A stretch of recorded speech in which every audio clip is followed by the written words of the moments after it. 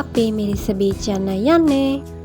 උදේ 6ට විතර ගෙදරින් යන්න ප්ලෑන් කරපු මට යන්න උනේ 8:00ට විතර කියන්නකෝ. ඒත් ඉතින් මම 8:00ට ගිහිල්ලා බස් එකේ ගිහිල්ලත් කාලෙට වෙලා ටික වෙලාවක් හිටියා මගේ ට්‍රැවල් පාර්ට්නර් එනකම්. කොහොම හරි එයා එද්දී දවල් 11 විතර වෙලා අපි ඉතින් උදේට කාලා හිටියෙත් නැති නිසා අපි එතන තිබුණු පාක් එකට ගිහිල්ලා කෑම කාලා තමයි යන්න පිටත් උනේ. ඒ යද්දී දවල් 12ක් පහුවෙලා. කොහොම හරි අපි දෙන්න ඒත් හිතුවා මිරිස බීච් ගිහිල්ලා මෙනවා කියලා. මොකද මම මිරිස බීච් කවදාවත් ගිහිල්ලා නැහැ. ඒත් ඉතින් මගට යද්දී වහින්න ගත්තා. ඒක නිසා අපි මාතර පැත්තට වහී කියලා හිතලා ගියේ නෑ. අනිත් එක අපිට හොඳටම පරක්කු වෙලා තිබුණේ. ටයිම් එක මදි ගිහිල්ලා එන්න තරම්. ඒක නිසා අපි ඉතින් ඒ ළඟ තිබුණු බීච් එකක් බලලා එතනට ගියා. ඒ හරිය ලොකේෂන් පෙන්වුවේ මිහිරිපැන්න කියලා. කොහොම හරි එතන හරිම ලස්සනයි. සෙනගත් අඩුයි, නිදහස් ලස්සන බීච් එකක්. මේ වීඩියෝ එකේ අඩුපාඩු තියෙනවා නම් කමෙන්ට් එකක් දාගෙන යන්න. මේක තමයි මගේ පළවෙනි මේ විදිහට කරන vlog එක. ඒක නිසා ඔයාලා කියන අඩුපාඩු හදාගෙන ඊළඟ වීඩියෝ එක කරන්න මම කැමතියි. බීච් එකයි අහසයි කියන්න නම් ඉතින් පිස්සුවක්ම තමයි. මෙච්චර ලස්සන view එකක් තියෙන බීච් එකකට ගියාම කොහොමද එන්නේ කියලා කියන්නකෝ. එතනට වෙලා ඉන්නමයි හිතෙන්නේ. අපි ඉතින් ටිකක් වෙලා හිටියා. බීච් එක දිහා බලාගෙන හිටියා. කොච්චර ලස්සන බීච් එකක වුණත් ඔය විදියට ඇවිදිනකොට නම් හරිම කැතයි. මනා කරන්නද ඉතින්. ඔයිට වැඩිය ලස්සනට මට ඇවිදින තේරෙන්නේ නැහැ. කැමරාවට අහුවෙන්නේ දර්ශනයක් විතරයි. ඒත් මේ තැනට ගියාම දැනෙන සතුට සැනසීම වචන වලින් කියන්න අමාරුයි. ඒ තරම්ම හිත නිදහස් වෙන, හිත නිවන තැනක් තමයි ලස්සන බීච් එකක් කියන්නේ. ඉතින් ඔයාලට මම මේකත් කියන්නම්කෝ. මෙතන මේ වගේ පිරිසිදුවට තියෙන්නේ මිනිස්සු ගොඩාක් අඩුවෙන් යන නිසා වෙන්නත් පුළුවන්. මොකද ගොඩාක් මිනිස්සු එන තැන්වල ප්ලාස්ටික් බෝතල්, පොලිතින් බෑග් වගේ ගොඩාක් අපද්‍රව්‍ය බීච් එකේ අයිනට වෙලා තියෙනවා. වතුරේ පාවෙදී තියෙනවා. ඒ වගේ තැන්වලට ගියාම ඒවා විනාශ වෙන්නේ නැති වෙන්න පරිස්සමට අපි අරගෙන යන දේවල් ආපහු අරගෙන ඇවිල්ලා ඒ තැන් ඒ තියෙන ලස්සනටම තියාගන්න අපි වග බලාගන්නත් ඕනේ නේද? එතන තිබුණා ලස්සන නිල් පාට වැලි විතරක් තියෙන තැනක්. එතන ලේයර් එකක්ම තිබුණේ නිල් පාට වැලි විතරයි. හරිම ලස්සනයි. ඔය ආර්ට් වර්ක් එහෙම කරන අයට ඒ වැලි එක වේලලා මම හිතන්නේ ආර්ට් වර්ක් වලට ගන්න පුළුවන් ඇති. ඒක ලස්සනයි ගොඩක්. එතන මට තව ලස්සන චූටි දියැලකුත් හම්බුණා. බලන්නකෝ. මේ වගේ තැනකට ගියාම හැම දේ ගැනම හොඳ විමසිල්ලෙන් බලනවා නම් ගොඩාක් ලස්සන දේවල් ඒ තැන්වල චූටියට හැංගිලා තියෙනවා. බලන්නකෝ. මේකත් ඒ වගේ චූටි දියැලක්. ඒකේ නිතරම වතුර ඒ විදියට පහළට එනවා. අර උස්සට තිබුණු කන්දට තමයි මම මේ නගින්නේ. උස්සට කිව්වට ඉතින් ගොඩාක් උස නෑ. ඒත් ඉතින් එතන තිබුණු ගල් වලින් හැදුණු තැනක් තමයි මේක. එතන උඩට ගියාම ගොඩාක් ලස්සනට වටේම පේනවා. මම ඉතින් එතනට ගිහිල්ලා ටිකක් වෙලා එතන තිබුණු ලස්සන දිහා බලාගෙන හිටියා. බලන්න මොහොත පාට ලස්සන. මට නම් ඉතින් කොච්චර බැලුවත් එපා වෙන්නේ නැහැ.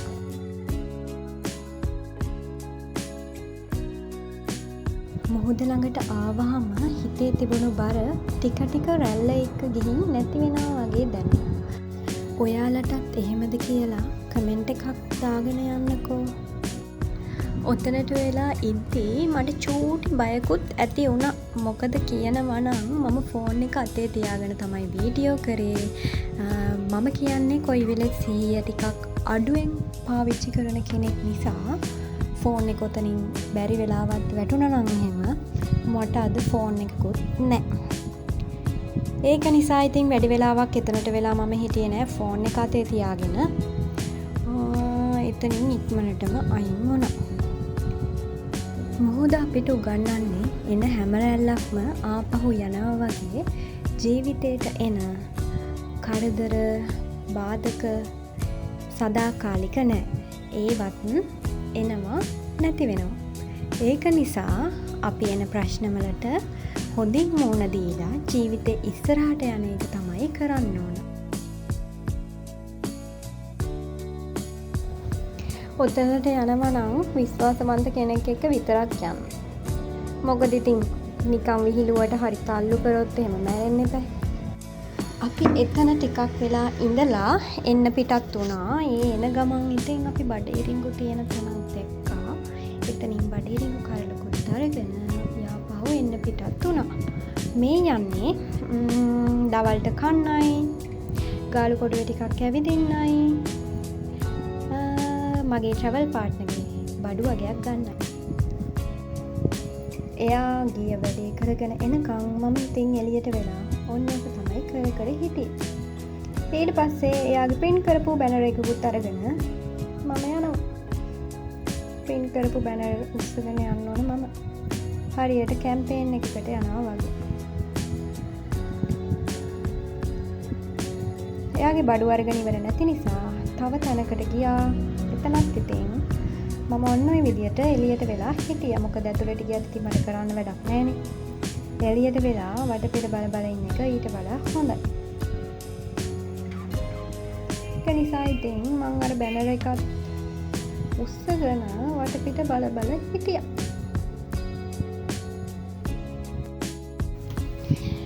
ඒ වැඩ ටිකත් ඉවර කරගෙන අපි ආපහු ගාලට ආවා. ඇවිල්ලා අපි කෑම කන්න ගියා.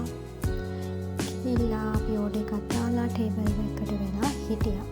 ඒ ඉන්න ගමන් ඉතින් මම වටපිටාව ගැනත් සැලකිලිමත් වුණා. කරන්න වෙන වැඩක් නැති නිසා. මට හිතෙනවා වටපිටාව ගැන සැලකිලිමත් වුණා කියන වචනේ එකට හොඳට ගැලපෙනවා කියලා.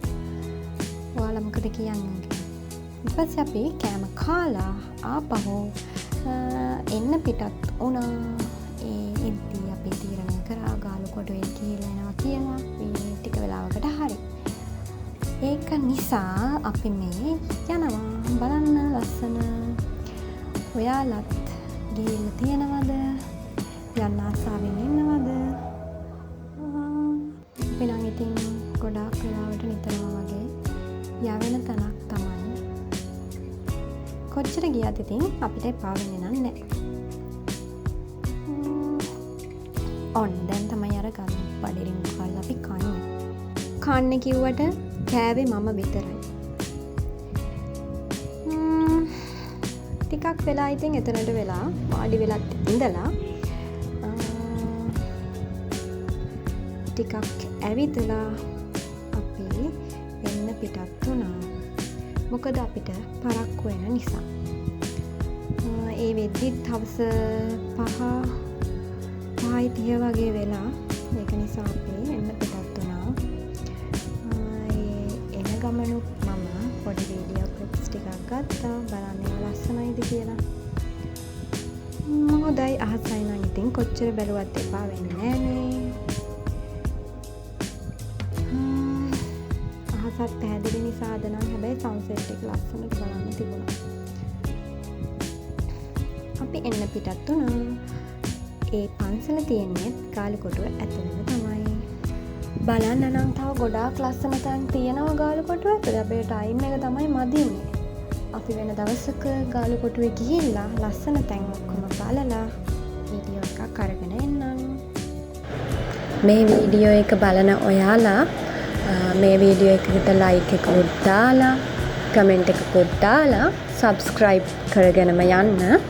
මේ තියෙන්නේ ගාල්ලේ බස් ස්ටෑන්ඩ් එක. බලන්න ලස්සනයි. මම ආයෙත් කියනවා මේක මගේ පළවෙනි වීඩියෝ එක නිසා අඩුපාඩු තියෙනවා නම් මට කියන්න. මම ඒව හදා ගන්නම්.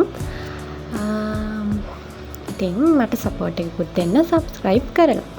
අපිට නම් සතුට කියන්නේ ගොඩාක් ලොකු දේවල් නෙමෙයි. මේ වගේ පුංචි දවසක් අපි ගොඩාක් සතුටින් ගත කරනවා. ඒ පුංචි මොහොතවලුත් අපි ගොඩක්ම සතුටින් විඳිනවා.